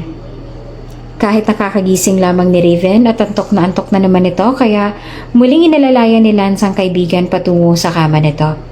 Hanggang sa makatulog na si Raven at nawala ng lungkot sa noon nito ay hindi na umalis sa tabi nito si Lance. Nag-aalala rin kasi si Lance para sa kaibigan. Ang akala din kasi ni Lance ay unti-unti nang bumubuti ang lagay ni Raven dahil nitong nagdaang linggo ay bihira na lang itong atakihin ng sakit. Ngunit bumalik na naman pala. Nakakasiguro si Lance na may kung ano na naman ang nakakapag-trigger sa nararamdaman nito. I'm sorry sir. Hingi ng pumanhin ng isang batang lalaki na nakabangga kay Raven. Nang tumingala ang batang lalaki sa mukha ni Raven, ay kitang-kita niya kung paanong ito natigilan at kung paanong nanlaki ang bugaw nitong mga mata. Raven Sotelio? Napakunot ang noon ni Raven at nagtaka kung paano nito nalaman ang pangalan niya. Kilala mo ba ako? Bago siya umuklo sa harap nito para magpantay ang height nila. Paano mo nalaman ang pangalan ko? Trayvon! Trayvon! Napatingin din si Raven sa isa pang batang lalaki at tumakbo palapit sa kanila. Nang makalapit ay puno rin ng gulat ang mukha ng batang lalaki. Paano mo siya nahanap, Trayvon? Tanong ng bagong dating na batang lalaki sa batang nakabangga sa kanya gamit ang lingwahe na sa tingin ni Raven ay Italian. Nakikilala niyo ba ako? Tanong muli ni Raven sa dalawang bata na magkamukha. Maaari ko bang malaman kung paano niyo ako nakilala? Hindi niyo pala alam ang tungkol sa atin, Trayvon. Sabi ulit ng isang batang lalaki gamit ang wikang Italian. Kaya hindi yun naman yun naunawaan ni Raven. Kapag Juan ay seryosong tumingin ang dalawa kay Raven gamit ang wikang Tagalog at muli nagsalita. May nabasa lang kami tungkol sa inyo. Ako nga po pala si Trayvon. Ako naman si Tyrone. Ikinagagalak namin na makita ka. Raven Sotelio. Napaka-formal ng pananalita ng dalawang bata na para bang ang kaharap ni Raven ay hindi mga bata. Natutuwa naman siya na makausap ang dalawa dahil sa sobrang talino nila. Habang kausap ni Raven ang dalawang bata, pakiramdam niya ay nawalan lahat ng mga iniisip niya. Ang lahat ng dinadala niya. Napakakalmado ng utak niya habang kausap ang dalawang bata. Hindi lamang matalino ang kambal kundi napakasaya rin nilang kasama. At sa totoo lang, ay mahirap i-identify kung sino sa kanila si Tyrone at Trayvon dahil sobrang magkamukha ang dalawa at halos walang pinagkaiba ang kanilang mga itsura. Pagkalipas ng ilang sandali ay dumating ng isang lalaki na sa tingin pa ni Raven ay ang ama ng kambal, ngunit ang ipinagtataka niya ay kung bakit gano'n na lamang din ang gulat ng lalaki na makita siya nito. Para bang nakakita ito ng multo. Ano ka mo? May nakausap ka na kambal? Tanong ni Lance kay Raven. Oo. Sagot naman ni Raven at napapangiti. Sobrang cute nila at ang tatalino. Magkamukha rin silang dalawa na para bang pinagbiyak na bunga. Mabuti naman at nagawa mo na makipag-usap sa ibang tao. Maganda yan. Saad ni Lance na masaya sa improvement ni Raven. Alam mo ba kung anong pangalan ng kambal na yon? Oo. Ang sabi nila ay sila Trayvon at Tyrone. Pero hindi ko alam kung sino ba si Tyrone at Trayvon sa kanilang dalawa dahil pareho lang naman ang kanilang itsura. Gustong makilala ni Lance ang kambal na batang lalaki na nakausap ni Raven dahil batid niya na magiging isang malaking tulong yon para kay Raven. Gusto rin ni Lance na makausap ang dalawang bata. Samantalang nung sandali naman na malaman ni Criselda na nasa iisang lugar lang sina Raven at ang nakausap pa nito ang mga anak niya, ay agad siyang nagpasya na umalis sa Costa Rica. Takang-taka pa siya sa kanyang mga anak dahil ang sabi niya sa kanila noon ay 1 linggo lang mananatili sila sa isla. Nagsinungaling na lang si Criselda sa mga anak na may kailangan siyang asikasuhin sa opisina. Sigurado ka ba talaga na si Raven na nakita mo sa Costa Rica, Cloud? Tanong ni Criselda. Hindi ako maaaring magkamali, my lady. Bagaman nagbagong itsura niya ngayon at meron siyang bigote, alam ko na siya ang inyong dating asawa at ang ama ng mga senyorito.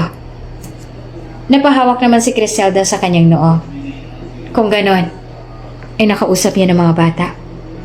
Paano kung isipin niya na anak niya ang kambal dahil sa sobrang laki ng pagkakahawig nilang tatlo? Huwag po kayo mag-alala, Lady Criselda. Sa tingin ko po hindi naman po sumagi sa isip ni Raven Sotelio na anak niya ang nakausap nito. Hindi siya maaaring makasiguro. Sa itsura ng kambal ay mabilis na masasabi na anak nga ni Raven ang dalawa dahil kamukhang kamukha nila ang kanilang ama, kaya hindi pwede na manatili pa sila ng matagal dito sa bansa, lalo pa ngayon na nag-cruise na ang landas ng tatlo. Inaasahan na ni Criselda na mangyayari ito noon, ngunit hindi niya lubos akalain na mangyayari ito ng mas maaga kesa sa kanyang inaasahan. Samantala, ang hindi alam ni Criselda habang magkausap sila ni Cloud ay nakikinig naman sa kanila ang kambal.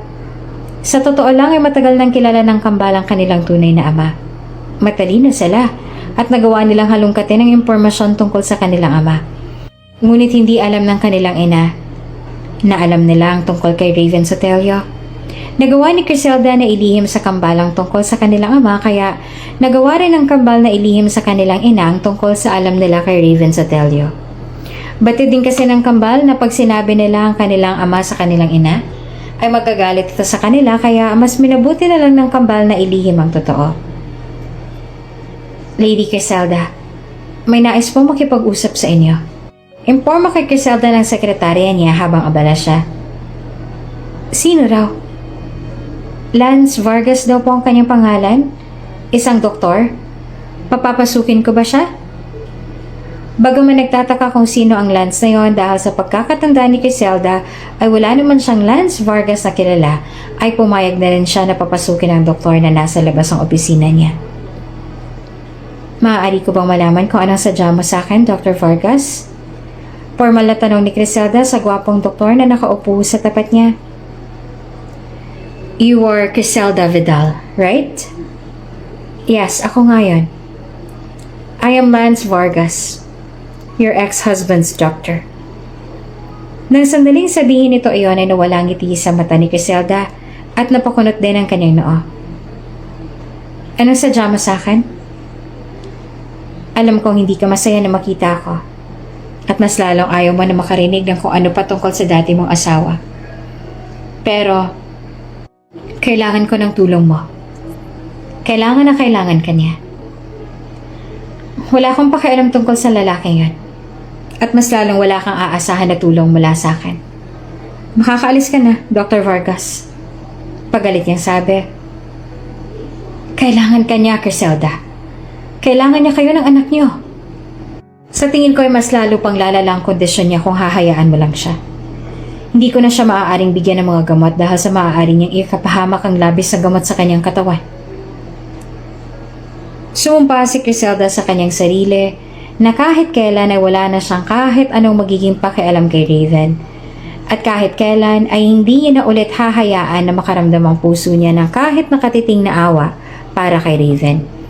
Ngunit nang sabihin ni Lance ang lahat sa kanya, nang malaman niyang lahat ng hirap na pinagdaanan nito, muling nanlambot ang kanyang puso. Dahil kahit pilitin niya man na paniwalaan ang kanyang sarili na wala na siyang pakialam para kay Raven, ang totoo ay may pakialam pa siya para dito. Gusto niya pa rin na masigurado na ayos lang ito. Nasa loob siya, pumasok ka na lang, sabi sa kanya ni Lance. Tumango si Criselda. Huminga muna siya ng malalim bago pinihit pabukas ang pinto. Kaagad niya naman nasilayan si Raven na nakaupo sa tabi ng bintana at pinagmamasta ng mga nahuhulog na dahon. Hindi siya nito napansin dahil tila nasa malayong isip nito. Dahan-dahan siyang naglakad papunta sa tabi nito at nahabag siya sa kanya nakikita. Hindi ito ang Raven na nakilala niya. Sobrang laki na ng pinagbago nito. Raven? Nang sandaling marinig ni Raven ang boses niya ay agad itong lumingon sa kanya. Ang mga mata nito na kanina ay walang emosyon, ngayon ay kumikislap na sa saya habang nakatingin sa kanya. Griselda! Agad itong tumayo mula sa pagkakaupo at tumakbo papunta sa kanya. Mahigpit siya nitong niyakap at hinayaan lang ito ni Griselda. Pinikit niya rin ang kanyang mga mata habang yakap siya nito. Masaya ako, nakabalik ka na. Ang boses ni Raven ay punong-puno ng pangungulila. Masayang masaya ako na nandito ka na ulit. Hindi naman nagsalita si Griselda dahil pakiramdam niya ay may kung ano nakaharang sa lalamunan niya kaya hirap siyang magsalita. Naaawa siya kay Raven at puno ng sakit ang boses nito. At para bang takot na takot nito habang yakap siya. Tila ba anumang oras ay maaari siyang maglaho sa paningin nito. Nang kumala sa yakap si Raven at tumingin sa mga mata niya, ngumiti si Griselda. Inabot naman ni Raven ang mukha niya at masuyo rin yung hinaplos. Nang mapatingin ito sa mga mata niya ay nawala ang kislap ng ligayang roon. Bagkos ay napuno iyon ng takot. Maglalaho ka ba ulit? Iiwan mo ba ako ulit? Hindi. Hindi ako maglalaho. Pagpapakalma niya kay Raven ngunit hindi nawala ang takot at pangamba sa mga mata nito. Sa halip ay muli siya nitong niyakap na para bang anumang sandali ay maglalaho na siya sa harapan nito. Tinawag ni Griselda si Lance para tulungan siya na pakalmahin si Raven. Pinainom ito ni Lance ng gamot hanggang sa makatulog na ito. Kung ganon, ay tunay nga ang sinabi ni Lance sa kanya na nakadepende na lang si Raven sa mga gamot nito. Nakwento ni Lance sa kanya ang lahat ng mga nangyari kay Raven at tungkol sa ina ni Raven na bigla na lang daw tinalikuran ng sariling anak matapos malugi ng Sotelio Group at mas pinili si Entis pero ngayon na unti-unti na nababalik ni Raven ang Sotelio Group sa dati, ay nagpaparamdam na naman daw ang ina nito. Ngunit hindi na yon pinaalam ni Lance kay Raven dahil ayaw daw ni Lance sa mas lalo pa na maapektuhan ang pagaling ni Raven. Halos kay Lance na nakadepende si Raven. At ito lang ang mga tanging tumutulong dito nung higit na kailangan nito ang tulong niya at ang tingin ni Lance kay Raven ay hindi lang pasyente, kundi isang kapatid na rin. Ayon kay Lance, nalaman nito na nakabalik na siya ng bansa at may anak si Raven nung nasa Costa Rica ito. At ginusto na makilala ang kambal na nakausap ni Raven kaya naging sobrang kalmado nito buong araw. Nang makita ni Lance ang pangalan ni Griselda sa list ay sobrang saya ang kanyang naramdaman dahil nagbalik na ang babaeng matagal nang hinihintay ni Raven na bumalik. Sigurado ka ba na gusto mong ipakilala ang mga bata sa kanilang ama, Griselda? Naniniguro na tanong kay Griselda ng kanyang ina. Pinaalam niya kasi sa mga ito ang kagustuhan niya na ipakilala ng kambal sa kanilang ama. Opo, ma'am. Sa tingin ko po ito na rin po ang tamang oras para makilala nilang kanilang ama. Sagot pa ni Griselda. Saka, kailangan na kailangan din sila ni Raven. Tumango naman ang mga magulang niya sa kanyang sinabi. Kung yan ang pasya mo ay wala naman ako magagawa. Sana lang ay wala kang pagsisihan na kahit ano sa pasya mo na to. Huwag po kayo mag-alala. Wala po akong kahit na anong pagsisisihan. Masaya si Griselda dahil suportado siya ng kanyang mga magulang sa pasya niya na ipakilala ng mga bata sa kanilang ama. Masayang masaya rin ang kambal nang sabihin niya na ipapakilala niya mga ito sa kanilang ama. At ngayong araw mismo ay makakasama na nila ito. Sa labis sa saya ay naiyak pa nga ang kambal at mahigpit na yumakap sa kanya, tsaka paulit-ulit siya na nagpasalamat. Sila na ba ang anak ni Raven? Tanong ni Lance at tumango naman si Griselda. Tiningnan ni Lance ang kambal at hindi na napapigil ang ngiti. Wow! Kamukhang kamukha nga sila ng kanilang ama. Saad ni Lance bago yumuko sa harap ng dalawa. Hi! Ako nga pala si Lance Vargas. Anong pangalan ninyo? Ako po si Tyrone. Ako naman po si Trayvon. Kapatid ka po ba ng daddy namin? Tanong ni Tyrone. Hindi. Ako ang doktor niya. Kaibigan din ako ng inyong ama. Doktor? Nagulat si Trayvon. May sakit po bang daddy namin, Kuya Lance? Oo. Pero dahil nandito na kayo, Tiyak ako nagagaling na siya. Sagot ni Lance. Sige na, pumasok na kayo sa loob para makita niyo ng daddy ninyo. Tumayo si Lance at tumingin kay Criselda at saka nagpasalamat. Tumango naman si Criselda at sinamahan ng anak sa loob ng kwarto kung nasaan si Raven. Nang sadaling makita ng dalawang kanilang ama na nakaupo sa tabi ng bintana at nakatanaw sa malayo, ay agad silang tumakbo palapit dito habang sumisigaw ng, Daddy! Agad naman napangiti si Raven nang makita ang dalawa. Nang makalapit ang kambal sa kanilang ama, ay mahigpit nila itong niyakap. Nakita ulit tayo! Masayang sabi ni Raven na nakikilala ang kambal. Masaya po kami na makita ulit kayo, Daddy. Umiiyak na sabi ni Trayvon. Daddy? Gulat na nagtataka na sabi ni Raven. Opo, mga anak niyo po kami. Napahikbi pa si Tyrone. Ikaw po ang daddy namin. Muling niyakap ng kabal ang kanilang ama habang nagugulahan naman na tumingin si Raven kay Criselda. Bahagya niya itong initian at tumango. Sinasabi na anak nga nito ang dalawa. Gulat na gulat. Iyon ang bumalot sa buong mukha ni Raven kapag kuwan ay tumulo ang luha sa mga mata at mahigpit na niyakap ng sobrang higpit ang kambal ang mga anak nito. Mga anak ko! Masaya at puno ng pangungulila ang tinig ni Raven. Iyak nang iyak naman ang kambal at para bang ayaw nang lumayo sa kanilang ama. Sobrang tagal po namin kayong hinintay na makasama, Daddy. Masaya po kami nakasama na po namin kayo ngayon. Promise po namin, Daddy. Nakasama niyo lang po kami. Hindi ka po namin iiwan. Nandito lang po kami para sa inyo, Daddy. Sasamahan ka po namin sa pagpapagaling ninyo.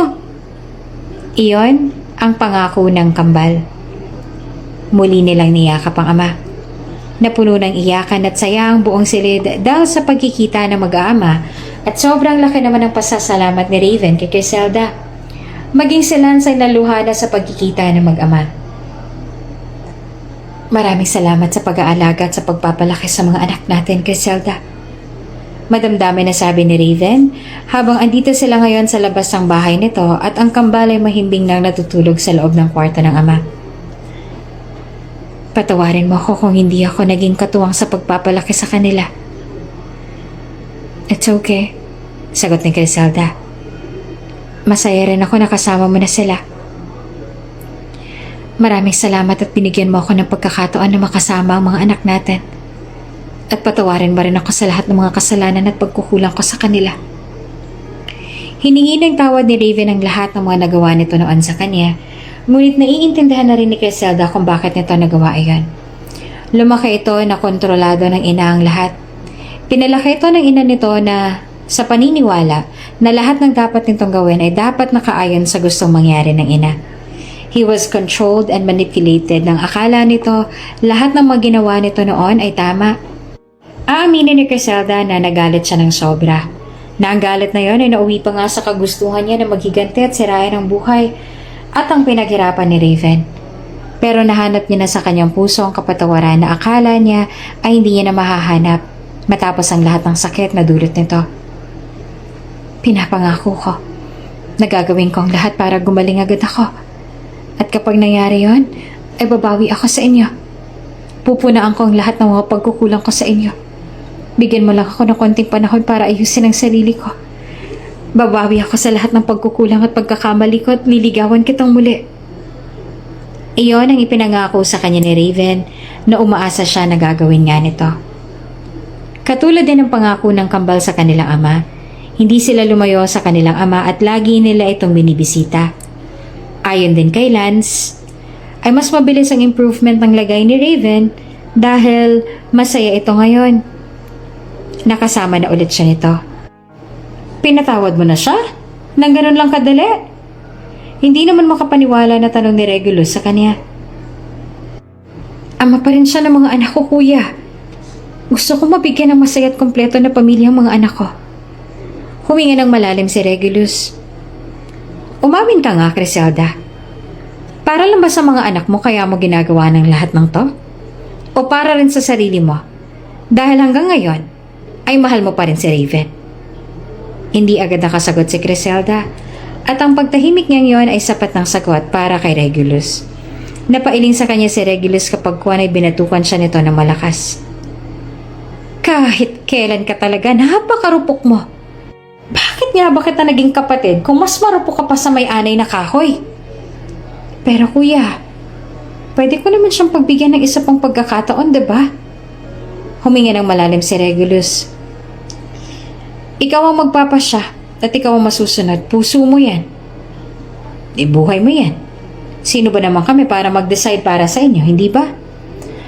At saka isa pa, nakapag-desisyon ka naman na nabigyan siya ng pagkakataon. Just don't say that we didn't warn you. But I still wish na maging masaya kayong pamilya. Niyakap ni Criselda ang kuya niya at paulit-ulit siyang nag-thank you dahil lagi itong nariyan para sa kanya. Para damayan at suportahan siya sa lahat ng pasya niya sa kanyang buhay.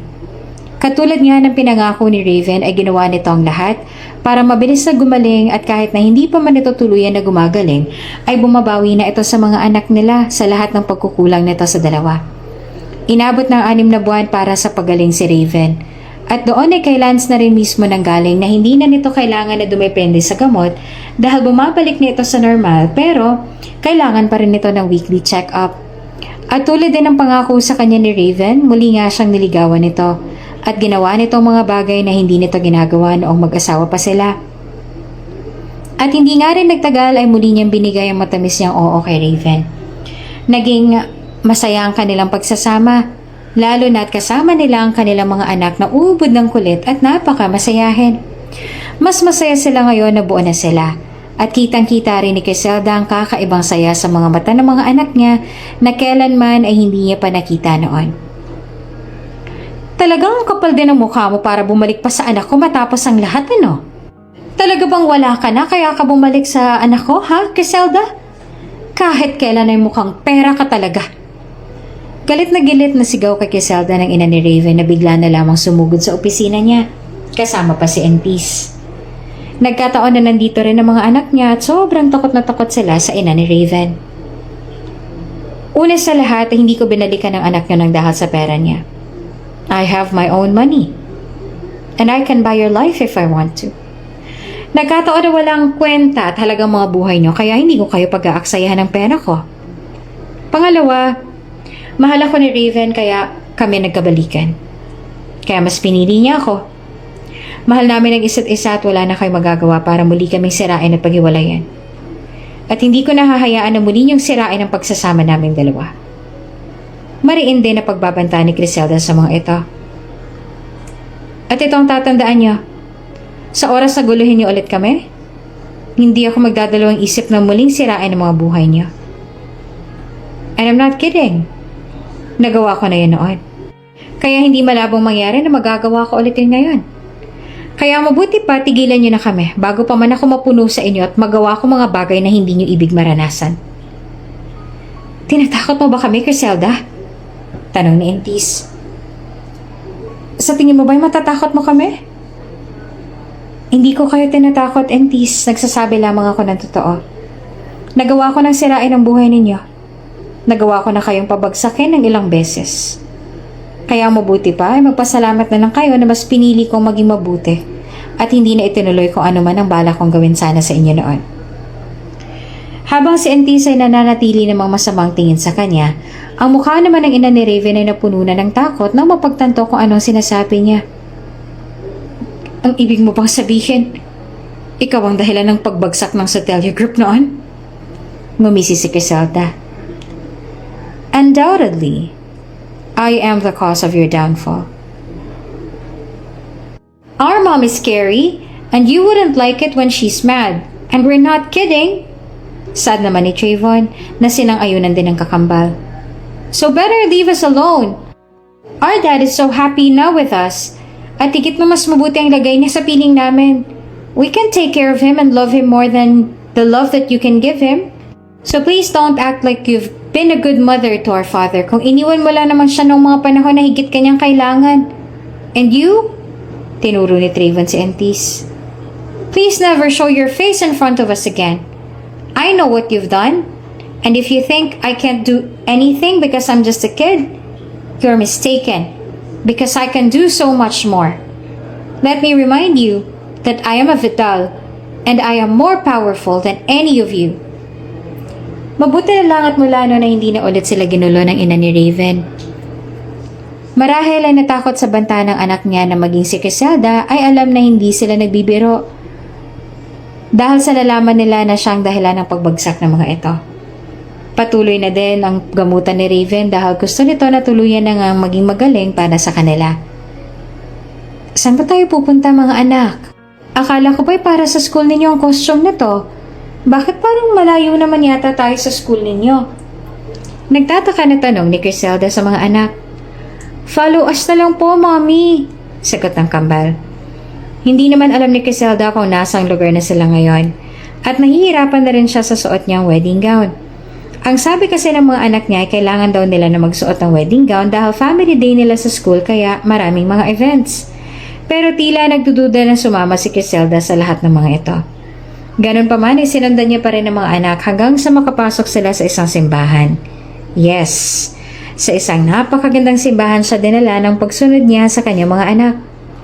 Pagpasok pa nila sa loob ng simbahan ay mas lalong nabigla si Criselda dahil may mga disenyo ang simbahan na para bang may ikakasal.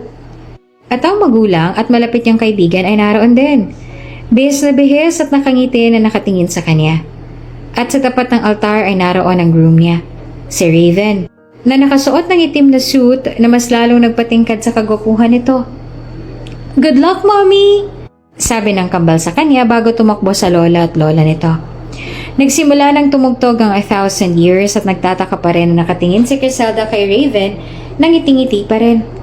Mabilis naman ang tibok ng kanyang puso at bagaman nagtataka ay naglakad siya palapit kay Raven. Anong ibig sabihin nito, Raven? Nagtataka na tanong ni Criselda na makalapit kay Raven. We are getting married. Sagot nito bago kinuha ang kamay niya. Don't worry.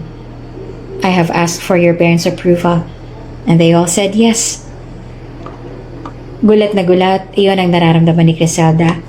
Dahil kasabot din pala ni Raven ang magulang at kuya niya na nag-thumbs up pa sa kanya habang nakangiti. Sobrang masaya rin ang puso ni Criselda na kulang na lang ay mahulog na yon sa sahig habang ginaganap ang seremonya ng kanilang kasal. Nanunubig na rin ang kanyang mga luha at habang nagpapalitan sila ng mga vows ay pareho nang bumubuhos ang kanilang mga luha. Mahal na mahal kita, Criselda. Mahal na mahal kita. At ipinapangako ko na ikaw lang ang tanging babaeng mamahalin ko. Hindi kita sasaktan at hindi rin kita lolokohin. Alam kong hindi ako perpektong tao. Pero pagdating sa'yo, ay susubukan ko na maging perpekto. Para sa inyo ng mga anak natin, ay gagawin ko ang lahat. Mahal na mahal ko kayo. Iyon ang pangako ni Raven habang patuloy na bumubuhos ang luha. Ngumiti naman si Criselda sa kanyang asawa. Mahal na mahal din kita, Raven Sotelio. Pangako ko na ikaw lamang ang mamahalin ko at gagawin ko rin ang lahat para hindi ka masaktan. Mahal na mahal ko kayo ng mga anak natin. At nang sandaling sabihin ang pare na sila ay ganap ng mag-asawa na puno ng palakpakan ng simbahan. Sa harap ng altar, pamilya ay kanilang kaibigan ay inangkin ni Raven ang kanyang labi.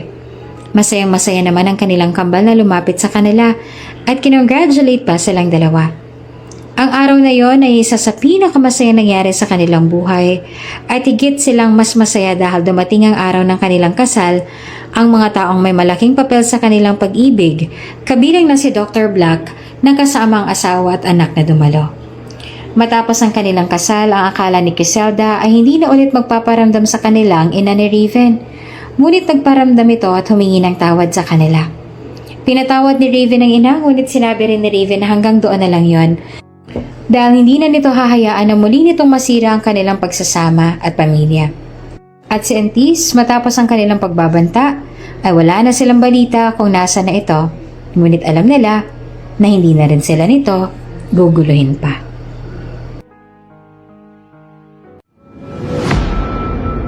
Kung bago ka pa lang sa channel na ito, Ate Jane TV, huwag kalimutang pindutin ang notification bell and subscribe button.